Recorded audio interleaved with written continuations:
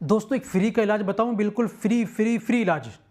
आपके जो होठों पे खुश्की आ गई है, शरीर के अंदर खुश्की रहती है, खारिश आपके अंदर खुश्की वाली हो गई है, आपकी नसें सूख गई हैं, आँखों की रोशनी भी कम होती जा रही है, शरीर में कमज़ोरी है, दिमाग कमज़ोर रहता है, सुस्ती काहिली रहती है, बदन के अंदर आलकस सा रहता है, शरीर के अंदर कमज़ोरी रहती है, शरीर के अंदर थकान रहती है, इस तरह की अगर आपकी समस्या है तो बिल्कुल फ्री का इलाज है। क्या है? नाभि में तेल लगाइए। नाभि में तेल लगाइए। नाभि एक ऐसी चीज़ है अगर जो भी चीज़ है इसके अंदर आप डालेंगे वो पूरे शरीर के अंदर पहुंचेगी। दिमाग भी तेज़ रहेगा, दिमाग की कमज़ोरी को भी आपके दूर करेगी। आपको नाभि में सरसों का तेल डालना है, याद रखिए ओरिजिनल सरसों का तेल डालना है। आपको थोड़ा सा तेल डालना है और उसके अंदर लगाना है, 2-3 कतरे डालने हैं और सीधे लेटे रहना है और पूर्व से घुमाते रहना है। ये तेल आप रोज़ाना नाभि में तेल डालिए और फ्री में बिल्कुल इतनी सारी बीमारियों से अपने आप को